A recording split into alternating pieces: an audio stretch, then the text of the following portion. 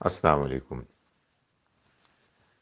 قرآن مجید میں بہت سی باتیں ایسی ہیں کہ جن کو مسلمان اس لیے نہیں سمجھتے کہ حدیث میں ان کے خیال میں اس سے مختلف بات بیان ہوئی ہے۔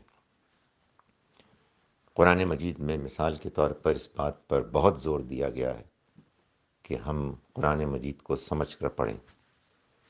یہ سمجھ کر پڑھنے والی ہدایت حاصل کرنے کے لیے اللہ کی کتاب ہم تک بھیجی گئی ہے، لیکن بہت سے مسلمان حدیث کی بنیاد پر یہ سمجھتے ہیں کہ قرآن کو بغیر سمجھے بھی پڑھنا کار ثواب ہے۔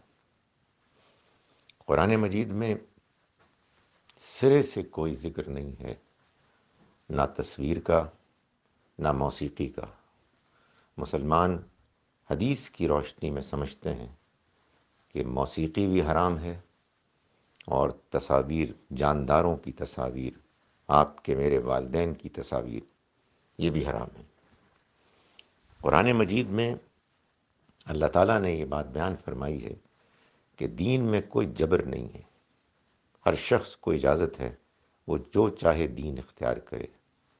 مسلمان حدیث کی روشنی میں یہ سمجھتے ہیں کہ اگر کوئی شخص مسلمان تھا اور اس کے بعد وہ غیر مسلم ہو گیا تو اسے قتل کر دینا چاہیے۔ قرآن مجید میں یہ بات بیان ہوئی ہے کہ اگر کوئی شخص زانی ہے، کوئی عورت زانیہ ہے، تو ان کو 100 کوڑے پڑیں گے۔ حدیث کی بنیاد پر مسلمان یہ مانتے ہیں کہ شادی شدہ زانی اور زانیہ کی سزا رجم کرنا ہے، پتھر مار مار کے ان کو مار دینا ہے، اور غیر شادی شدہ زانی اور زانیہ کی سزا 100 کوڑے ہے۔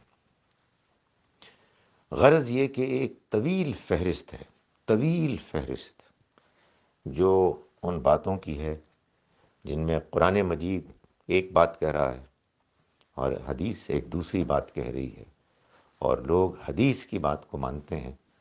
قرآن مجید کی بات کو وہ یہ کہتے ہیں کہ یا تو حدیث نے اس کو منسوخ کر دیا ہے، یا جو کچھ حدیث میں بیان ہوا ہے وہی قرآن کی بات کی اصل وضاحت ہے۔ یہ وجہ ہے کہ میں یہ کہتا ہوں کہ ہمارے ہاں مسلمانوں میں قرآن پڑھا جاتا ہے، قرآن مجید کی شان میں تقریریں کی جاتی ہیں، تراویحیں پڑھی جاتی ہیں، قیام اللیل ہوتا ہے، قرات کے مقابلے ہوتے ہیں، لیکن دین مسلمان حدیث کی بنیاد پر مانتا ہے اور حدیث کی بنیاد پر عمل کرتا ہے۔